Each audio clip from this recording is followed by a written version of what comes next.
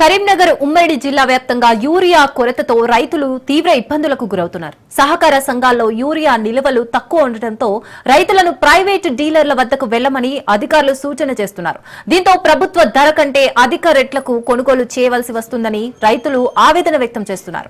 జిల్లా అధికారులు మాత్రం ఎక్కడైనా అధిక రేట్లకు విక్రయించినట్లు తమ దృష్టికి తీసుకొస్తే వారిపై కఠిన చర్యలు తీసుకుంటామని చెబుతున్నారు. ఇక ఇదే అంశానికి సంబంధించి మరింత సమాచారం జిల్లా వ్యవసాయ శాఖ అధికారిని భాగ్యలక్ష్మితో మా కరీంనగర్ ప్రతినిధి రవీందర్ ఫేస్ టు ఫేస్.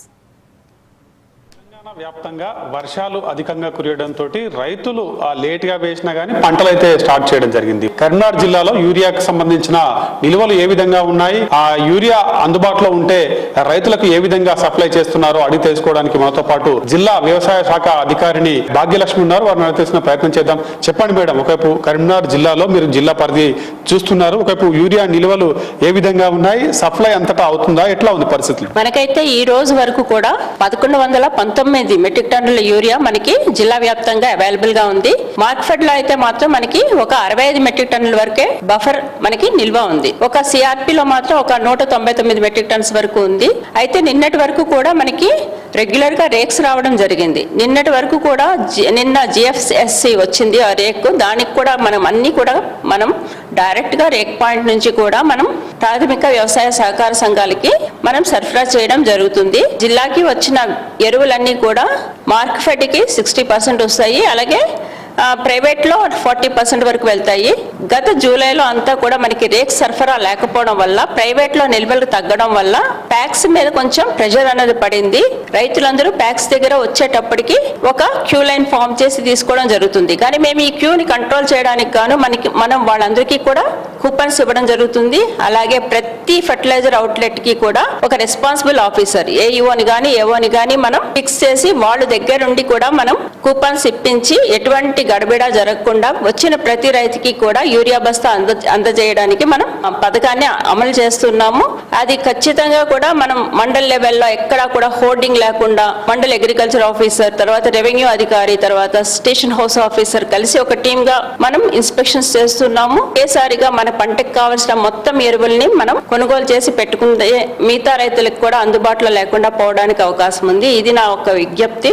అంతేకాకుండా అధికంగా యూరియా వాడడం అనేది చాలా తగ్గించుకోవాలి. ఒక ఎకరానికి 2 బస్తాలు యూరియా సరిపోతుంది. అనుభవం ఏమిటి అంటే మనకి వీళ్ళు ఒక్కొక్క పైపాటికి 2 బస్తాల వరకు కూడా వేస్తున్నారు. అంటే మినిమం 4 బ్యాగ్స్ పర్ ఏకర్ మాత్రం వీళ్ళు వాడుతూ ఉన్నారని తెలుస్తుంది. యాక్చువల్ రికమెండేషన్ అయితే మాత్రం డిఏపితో పాటు ఒక బస్తా డిఏపితో పాటు ఒక బస్తా యూరియా సరిపోతుంది. అలాగే 1/2 బస్తా ఎంఓపి సరిపోతుంది.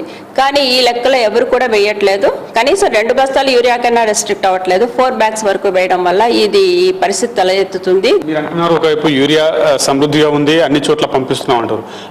మానకొండూరు మండలం చూసుకుంటే నుస్రాపూర్ లో రైతులు రోడ్డుపైకి వచ్చిన పరిస్థితుల నేపథ్యంలో అక్కడ ఎటువంటి చర్యలు తీసుకుంటున్నారు? నుస్రాపూర్ విషయానికి వస్తే మనం గత వారం రోజుల నుంచి కూడా ప్రతిరోజు ఒక లోడ్ పంపించడం జరుగుతుంది. కానీ నుస్రాపూర్ ప్యాక్స్ కి ఏంటంటే బ్రాంచెస్ ఎక్కువ ఉన్నాయి. ముఖ్యంగా దాని తాలూకా పెద్ద బ్రాంచ్ గన్నేరువరం బ్రాంచ్ అంతా నుస్రాపూర్ బ్రాంచ్ అంటే గన్నేరువరంకి కంటిన్యూస్ గా మనం రెగ్యులర్ గా సప్లై జరుగుతూనే ఉంది. అలాగే నుస్రాపూర్ కింద కూడా అధికంగా విలేజెస్ ఉండడం వల్ల రెగ్యులర్ గా సరఫరా జరుగుతుంది.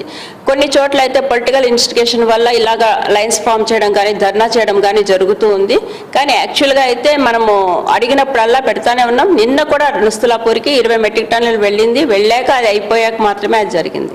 ఇప్పటివరకు చూసుకుంటే మేడం, ఒకవైపు యూరియా తీసుకోవడానికి రైతు వస్తే కంపల్సరీ జిలుగు తీసుకోవాలనే కోణంలో కూడా అక్కడ వాళ్ళు అంటూరు సహకార సంఘానికి సంబంధించిన అధికారులు అని చెప్పి రైతులు ఆవేదన వ్యక్తం చేస్తారు. దీన్ని ఎట్లా తీసుకుంటారు? యాక్చువల్గా ఎక్కడ కూడా యూరియాని అధిక ధరలకి అమ్మకూడదు. అలాగే లింక్డ్ ప్రొడక్ట్స్ కూడా యూరియాతో పాటు ఇవ్వడానికి వీలు లేదు. అలాంటివి ఏమైనా స్పెసిఫిక్ కంప్లైంట్స్ ఉంటే మా దృష్టికి కానీ లేకపోతే ఒక టోల్ ఫ్రీ నెంబర్ ఉంది స్టేట్ లెవెల్లో, దానికి కానీ తీసుకొస్తే తగు చర్యలు తీసుకుంటాం. ఎట్టి పరిస్థితుల్లో కూడా లింక్డ్ ప్రొడక్ట్స్ అమ్మకూడదు. సహకార సంఘంలో చూసుకున్నట్టయితే కంపల్సరీ అక్కడ నిల్వలు లేకపోవడంతో ప్రైవేటు డీలర్ల దగ్గరికి వెళ్తున్నారు. కానీ ఇక్కడ మనకు 280, 300 పడ్డ యూరియా అక్కడ దాదాపు 500 పైచిలకు పడడంతో మేము లాస్ అవుతున్నామని రైతులు ఆవేదన వ్యక్తం చేస్తున్నారు. దీన్ని ఎట్లా ఇస్తారు? లేదు, అధిక ధరలకి యూరియా అమ్మేటట్టయితే స్పెసిఫిక్ గా మా దగ్గరికి కంప్లైంట్స్ తీసుకురండి. ఏదైనా సరే యూరియా ఎంఆర్పికి మించి అమ్మడానికి వీల్లేదు. ఇంకోవైపు కొత్తపల్లిలో చూసుకున్నట్టయితే వాళ్ళ ప్రధాన సమస్యగా DCMS సెంటర్లో 2 చోట్ల అంటే నాగులమల్యాలు కావచ్చు ఇటు చింతకుంట ఇవ్వడంతో మేము వెళ్ళి తెచ్చుకోవాలంటే మాకు రేట్ ఎక్కువ పడుతున్న పరిస్థితులు కనబడుతున్నాయని రైతులు అంటున్నారు. దీన్ని ఎట్లా? యాక్చువల్గా నాగులమల్యాలలో మనకి DCMS లో ఉన్న వాళ్ళు సరుకు పెట్టుకోవాలి, తీసుకుంటే వాళ్ళు తీసుకోవచ్చు. లేకపోతే మనకి సేల్ పాయింట్ లేని చోట లేకపోతే మనము యూరియా సరఫరా చేయలేము. FCO నిబంధనలకు అది విరుద్ధం కాబట్టి FCOకు అనుగుణంగా వాళ్ళకి ఎరువుల లైసెన్స్ ఉండి అక్కడ అవుట్లెట్ ఉండి వాళ్ళు మనం ఇంతకుముందు చెప్పుకున్నట్టుగా ఇన్ అడ్వాన్స్గా DD కట్టి ఎరువుల్ని తెప్పించుకునేటట్టయితే వారికి తప్పకుండా సరఫరా చేస్తాము. లేకపోతే మనకి ఏంటంటే నియరెస్ట్ పాయింట్కి మనం మండల వ్యవసాయ అధికారి సహకారంతో మనం టైఅప్ చేసి వారికి ఖచ్చితంగా ఎరువులు దొరికేటట్టుగా చేస్తాము. తెలంగాణ వ్యాప్తంగా చూసుకుంటే దాదాపు గతంలో కంటే ఈసారి యూరియా నిల్వలు తగ్గినాయి కాబట్టి ఈసారి రైతులు దాన్ని కొరత అనేది ఉన్నది కాబట్టి దాన్ని వాళ్ళు వాడేంత వరకు వాడితేనే కంపల్సరీ ప్రతి ఒక్క రైతుకు యూరియా అందే అవకాశం ఉంటుంది. మేము జిల్లాలకు కూడా ప్రతి ఒక్క DCMS సెంటర్లకు ఒకవైపు సహకార కేంద్రాలకు కూడా యూరియాని పంపిణీ చేస్తున్నాం. ఎక్కడ ఎటువంటి ఇబ్బందులు లేకుండా చూసుకుంటామని జిల్లా అధికారిని మనతో చెప్తున్న పరిస్థితి. కెమెరా పర్సన్ సంజయ్తో కలిసి రవీందర్, రాజ్ న్యూస్, కరీంనగర్.